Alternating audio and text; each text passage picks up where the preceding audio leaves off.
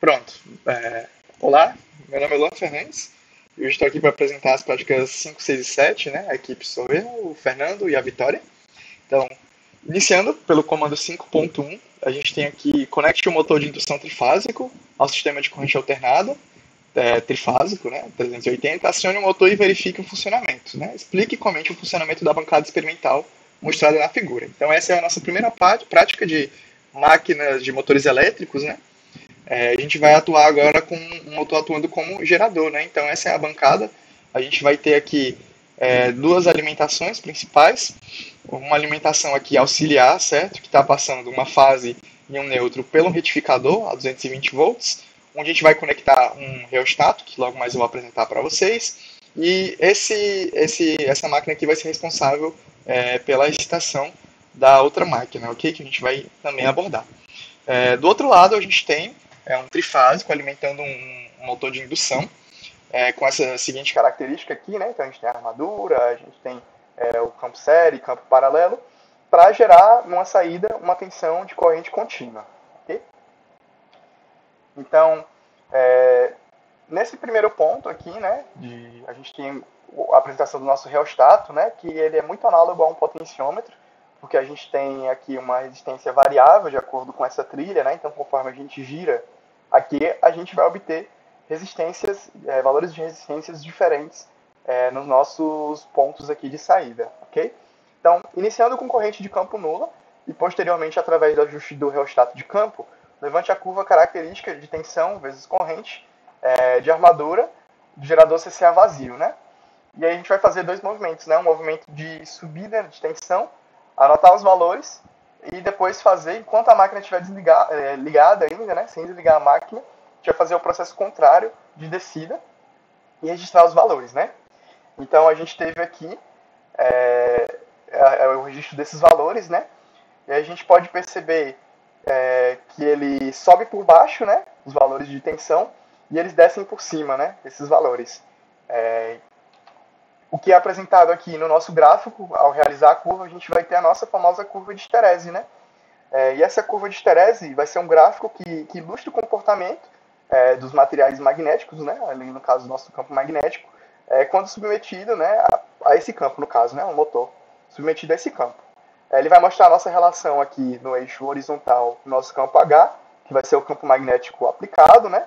E do outro lado aqui a gente vai ter uma magnetização resultante do material, ok? Por isso a gente tem essa característica, onde ele sobe, né, na curva azul por baixo, com valores inferiores de tensão, e na hora da gente descer, né, esses valores eles vêm por cima, né? Isso acontece por conta de um campo residual, certo? Porque na subida a tensão aplicada ela é mais baixa, né? Porque não existe campo residual. No entanto, quando a gente vai fazer o processo contrário de descer, isso sem desligar o motor, a gente precisa contrapor esse campo residual, né? Então, por consequência, a nossa tensão de descida vai ser maior, né? Nós obtivemos dois erros de medição aqui, encontrando esses valores que são fisicamente impossíveis, né? Um valor de subida mais alto do que o de descida, mas isso acontece, né? Embora seja um erro aí de bem menos de 1% do valor total, a gente tem que isso aconteceu devido às medições, né? A gente tem aqui o nosso amperímetro e o nosso voltímetro realizando as medições, e conforme a gente chegava no valor de corrente, a gente anotava a tensão, né? Então isso acabou resultando em imprecisões combinadas às imprecisões dos aparelhos de medição e imprecisões na interpretação, né? Na hora da leitura. Boa noite, dando continuidade.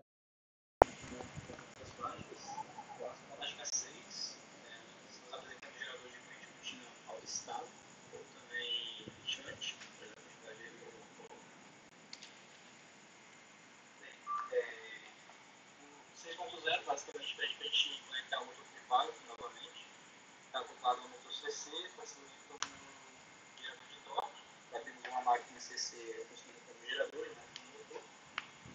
No esquemático do desenho, basicamente temos o formato desse esquema aqui, então dá para ver a máquina CC acoplada à máquina trifásica e o nosso campo em paralelo com a armadura da máquina, certo?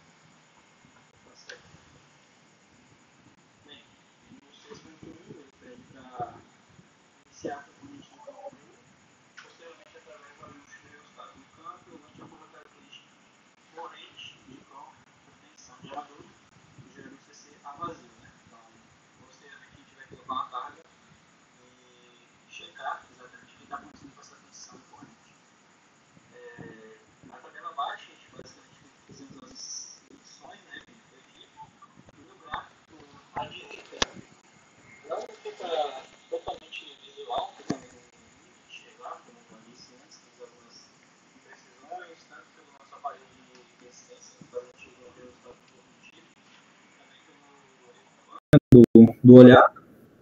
E então, assim, na parte inicial, o gráfico deveria, teoricamente, ser uma parte linear, e na parte mais superior, a corrente deveria aumentar muito, enquanto a tensão varia pouco. Ou seja, porque nós chegamos no ponto de esterese do nosso material ferromagnético. Pode passar aí, por favor. Bom, foi pedido para a gente ajustar a tensão a 200 volts, isso para ter um fluxo residual. Isso por quê? Porque a gente começa com a tensão induzida, que vai gerar uma corrente induzida, desculpa, que essa corrente vai gerar um fluxo induzido, que vai se somar ao fluxo residual e volta a induzir essa tensão que vai crescendo, crescendo. O nome desse processo é o escovamento, e ele fica ilustrado aí nesse vídeo. É possível ver com o osciloscópio. Pronto. Aí começa o escovamento e a tensão cresce de maneira bem rápida, como o Fernando falou. E no próximo slide, a gente pode ver que dependendo da resistência do campo, essa tensão sobe de maneira diferente, ou seja, ela sobe dessa maneira linear até a resistência crítica. Depois da resistência crítica, ela entra, né, nessa curva de esterese, e já acabou a esterese, e ela fica nesse nível mais estável. E quando ela está antes dessa resistência crítica, ela sobe de maneira bem rápida, até ter esse corte que é possível ver pelo R2 da figura aqui ao lado, que depois desse R2 da figura ao lado, ela cresce de maneira mais estável. Agora, a gente vai descrever como é que foi possível obter a polaridade da corrente pelo campo paralelo, né? Sem fechar o circuito rheostato, eu ligo o meu motor e eu vejo a tensão na armadura. Se esse ponteiro aqui do multímetro ele for para a esquerda, quer dizer que está invertido. No caso, a gente já vou saber a minha tensão. Né? Do lado positivo e do lado negativo. Pronto, posso continuar? Então, agora a gente... Oi. Pode ir. Agora a gente vai continuar na prática número 7, ok? A gente tem aqui a nova configuração, né, que a gente vai ter em um campo paralelo, como vocês podem visualizar, né? E agora a gente tem um gerador diferente da nossa primeira prática, né? Porque ele é autoexcitado, ou seja, né, a corrente necessária agora para a excitação aqui dele vai vir dele próprio, né? E isso difere da nossa situação primeira, né? Então a gente não precisa mais de retificador. E agora a diferença é que a gente está aplicando uma carga de lâmpadas aqui no nosso caso, né? Na nossa saída de tensão contínua, ok? Dentro dessas configurações, desses geradores, né? Existe a shunt ou paralelo, que é essa primeira que a gente está visualizando. Existe a série, que a gente vai ver no finalzinho, junto da composta, que é quando a gente junta, né, essas duas características. Okay? Então aqui na imagem a gente pode ver o nosso banco de cargas, né, nossa carga de lâmpadas aqui. A gente consegue ver o banco de cargas aqui na direita. Okay? E a gente também obteve o valor de resistência de armadura, como 1.200 ohms, né? E no processo de medição, né, a gente tem aqui o acesso aos pinos, aos pontos do motor, né, como armadura e campo série, campo paralelo, e a gente consegue descobrir qual é o valor de armadura simplesmente pela ordem de grandeza dessa resistência, né? Porque ela é muito elevada quando comparada com as outras ordens de grandeza, né? Como o próprio campo, a resistência do próprio campo, né? O ponto 7.2 pede que a gente ajuste, então, esse rheostato em torno de 1.000 ohms e verifique se as ligações estão corretas, né? Então, é um processo que a própria Vitória citou anteriormente, a gente refez. Na verdade, a gente já sabia, né, o sentido a ser conectado. E no ponto 7.3, ele pede que a gente acione a máquina primária e verifique se houve o processo de escorvamento, né? Também trabalhado anteriormente. Caso contrário, pare as máquinas e inverta a ligação do campo paralelo do gerador e acione novamente a máquina primária, né? Então é o mesmo processo que a gente viu anteriormente do sentido dessa tensão de saída, né? Então, caso a gente não encontrasse essa característica de escorvamento, ou seja, esse processo aí, né, de acréscimo, né, de processo em etapas, né, para garantir que a corrente desse gerador continuaria, né, autoexcitado, pudesse iniciar sua geração e fornecer, né, ou até mesmo, em outros casos, restaurar o magnetismo residual anterior, acontecesse. Como isso aconteceu, no nosso primeiro caso, a gente sabia que ele estava conectado de maneira correta, certo? Então, a gente obteve aí, conseguiu fazer essas medições. Então, no ponto 7.4, com a rotação da máquina primária estabelecida, meça a tensão de armadura do gerador CC, né? E como justifica o surgimento desta tensão. E, por fim, a gente vai variar o reostato de campo paralelo do gerador R1 até que a tensão de armadura atinja 200 volts, né? Então, esse primeiro ponto, ele fala sobre essa questão da tensão de armadura, né? E ela vai surgir devido a um princípio da própria indução eletromagnética, né? Que é uma característica aqui do nosso gerador. E quando a armadura ela vai girar no campo magnético, né? Uma tensão induzida vai surgir nesses condutores aqui da armadura. E essa tensão, né, ela pode ser representada, assim como a gente viu na teoria, né, da disciplina, sendo o E, né, igual ao Kφ ômega, né? E esse Φ ele é dependente de uma corrente, e essa corrente é diretamente proporcional ao Φ, que por sua vez vai ser diretamente proporcional também ao campo, né? Então a gente tem essa relação de dependência, e então uma variação na corrente vai resultar, por consequência, uma variação de tensão, né? Que explica esse surgimento aqui, né? E por fim a gente fez o processo aqui de medição, de verificar, chegar até os 200 volts, né? Bem, dando continuidade, nos pontos 7.6, 7.7 e no 7.8, basicamente pede que façamos a ligação gradual das lâmpadas e que fôssemos anotando a corrente que estava passando para a carga, junto com a tensão terminal. Olhando o gráfico, né, que foi plotado, a gente consegue notar que a tensão terminal ela vem decaindo com o aumento das cargas, e chega um momento onde a corrente também acaba decaindo por conta da tensão que tínhamos na armadura ser fixa, porém a tensão que está no terminal, ela acaba aumentando quanto mais você vai fornecendo corrente, né? Quanto mais você vai fornecendo carga, digamos assim. Ali na tabela, basicamente, fizemos as anotações, e no próximo slide a gente faz a regulação da tensão que é pedida para essa carga. Pode passar, por favor. No 7.7, basicamente, ele pede para traçar, né, e comentar, que eu acabei de fazer, e quais são as possíveis causas dessa queda de tensão. Como eu falei, a máquina CC, né, ela é uma máquina que possui uma esterese, ou seja, o nosso ferro magnético ali da armadura, né, e do campo. Uma hora ele vai chegar na esterese, ou seja, a tensão vai ficar aumentando até um ponto onde não aumenta mais, porém a tensão terminal ela continua aumentando de forma linear, visto que a corrente está sendo fornecida para ela cada vez mais, né? Então, temos uma corrente saindo da armadura, entrando uma parte no campo e outra parte sendo fornecida para a carga, até o momento onde VT passa a ser maior que VA, o que é um absurdo, que não pode ser acontecer, né? Então, acaba tendo essa representação como mostra no gráfico.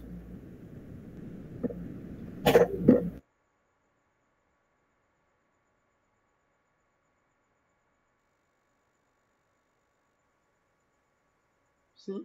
Alô?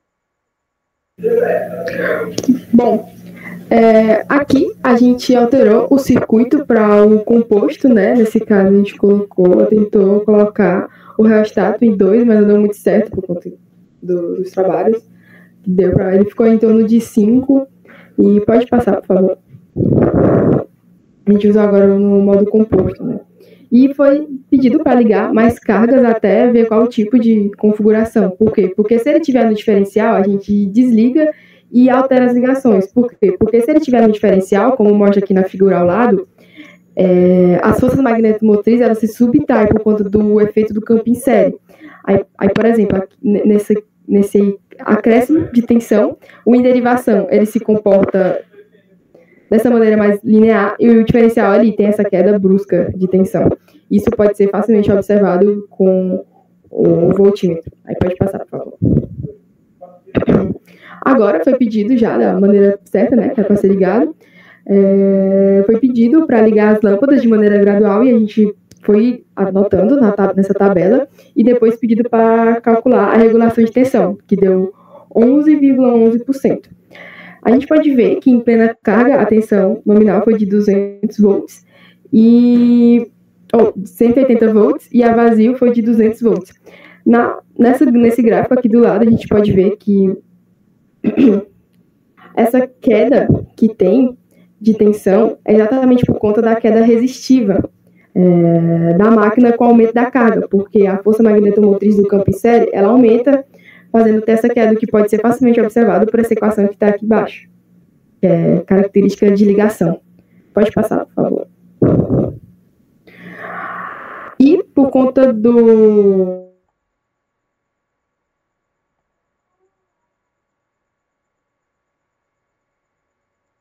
Alô? Ok, a internet caiu.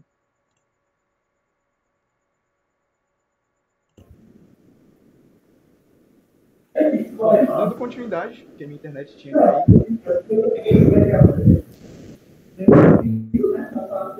Bom, um comportamento que foi observado foi o faiscamento, que se dá por conta da comutação da corrente que ainda tem nas escovas, que era para estar zerada. Com o aumento da carga, aumenta essa corrente, aumentando a variação por conta do DI e DT.